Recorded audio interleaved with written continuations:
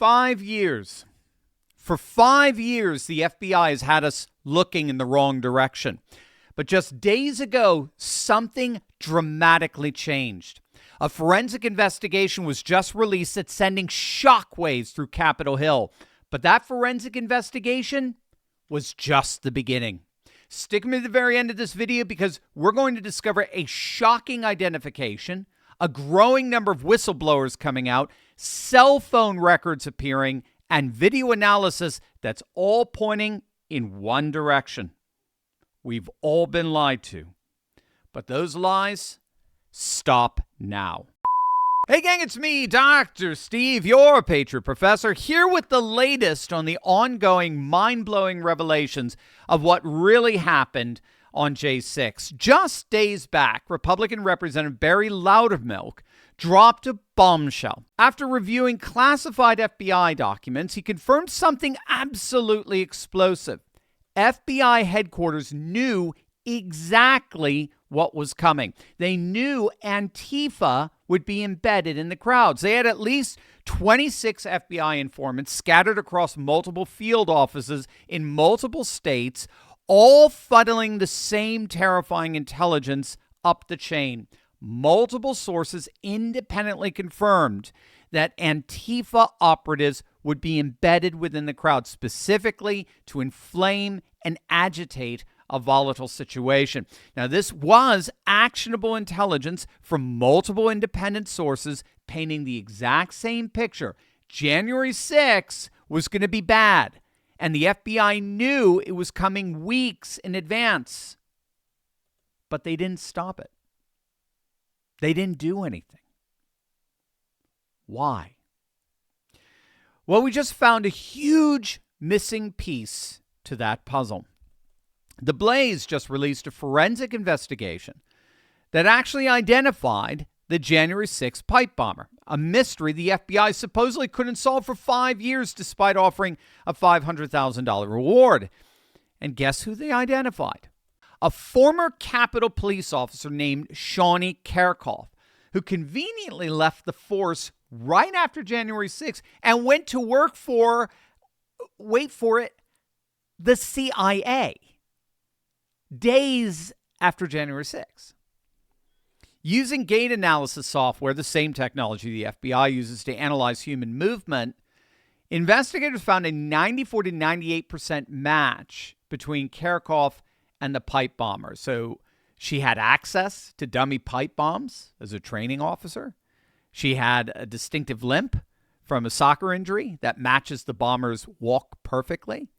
And what's so interesting here is that when Congressman Thomas Massie grilled former FBI Director Christopher Wray about the pipe bombs for the last few years, he noted that all the evidence surrounding this pipe bomber was mysteriously contaminated.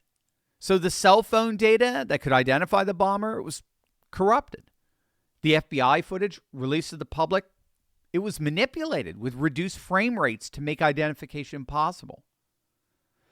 Former Capitol Police Chief Stephen Sund, who was scapegoated and forced to resign, he's now saying that the timing of those pipe bomb discoveries was deliberately meant to distract, divide, and deplete security resources right as the Capitol breach began. One bomb was discovered at the DNC at around 12:40 p.m., the other at 1:05 p.m., right when Congress convened to certify electoral votes. And remember, these had 60-minute timers on them, but they were planted the night before. So how were they supposed to go off exactly when needed? Again, it appears to have been a staged diversion for Capitol Hill security, but it gets worse. There are FBI whistleblowers who are now coming out and saying that they were actually pulled off surveilling the very locations where the pipe bombs ended up getting planted just days later. So former FBI agent Kyle Serafin put it bluntly, quote, "The FBI put us one door away from the pipe bomber within days of January 6th, And then suddenly we were deliberately pulled away for no logical investigative reason. Everything about that tells me they were involved in a cover-up and have been since day one. So the FBI was surveilling the very spots where the pipe bombs would end up, and then without any rational explanation, according to this whistleblower, Kyle Serafim, they were ordered away from those spots only to have the pipe bombs planted there days later. And then, of course, we had the rather strange participation of the legacy media in all of this, even the international media. You may have heard, but 2 BBC executives just resigned after the program Panorama was caught deceptively editing President Trump's January 6th speech to make it appear that he was encouraging the Capitol to be breached by splicing together statements made 50-plus minutes apart. I mean, you would have thought that they had learned their lesson from CBS and their 60 Minutes Kamala Harris fiasco, but no. There appears to be a very deliberate attempt at creating and fabricating a narrative rather than report news, which is, of course, typical of our legacy media as a whole. The stories that we see, the outrage we feel, even the words we use are often the product of carefully engineered narratives. What's sold as neutral reporting is too often activism in disguise, crafted to guide perception rather than reveal truth. Millions are waking up to the realization that the news is broken and they have absolutely no idea where they can turn for the truth. But fortunately, there is a solution.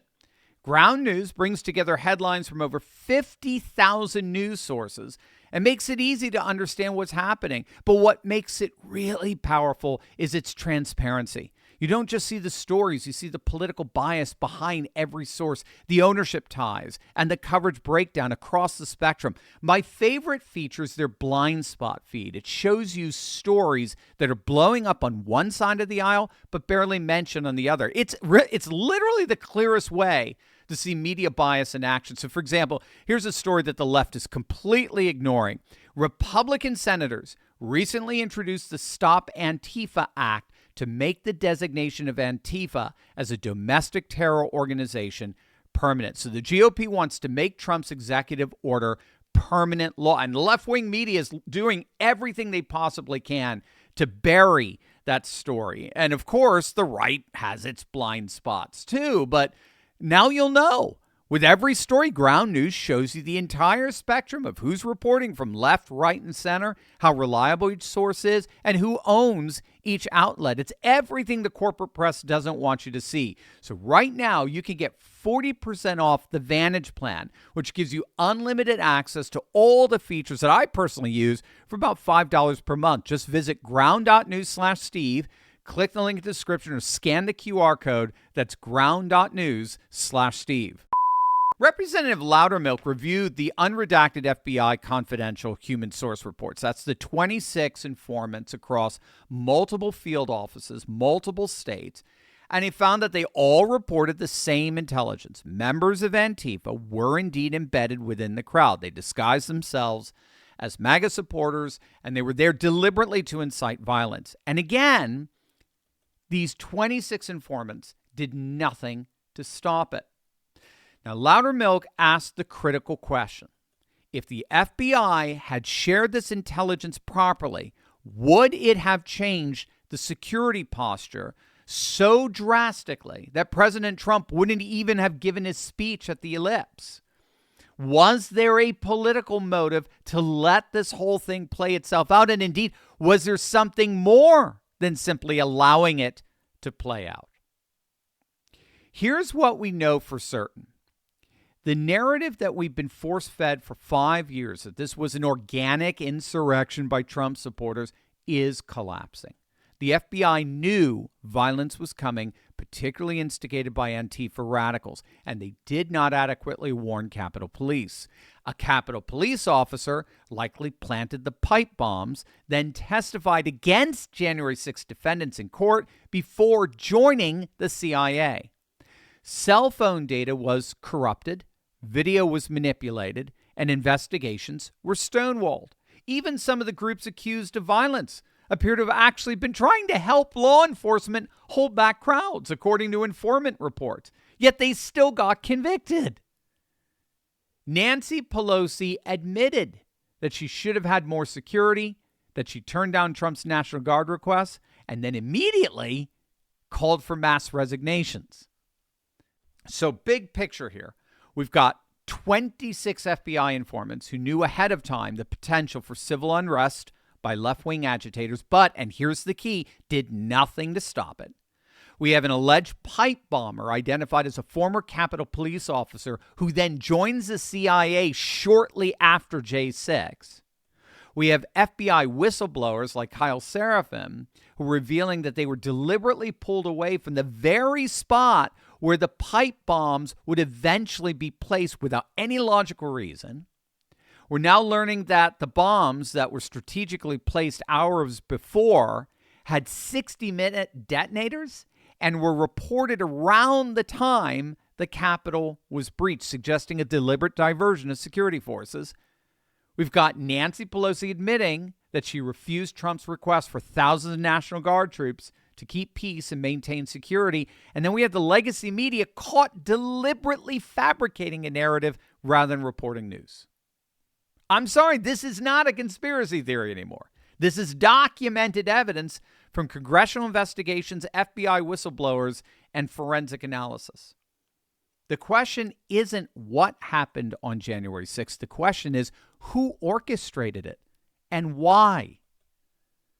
Thomas Massie has repeatedly said, this is the biggest scandal of my lifetime. And he increasingly appears to be absolutely right. The good news is that the truth is finally coming out. The bad news? It's worse than we imagined. If you love seeing faith, family, and freedom winning again, you'll love Turley Clips. These are short, uplifting highlights from our show filled with stories of renewal, courage, and hope that prove a new conservative age is rising every single day. Subscribe to Turley Clips today and stay inspired, encouraged, and connected to a movement that's building a brighter future.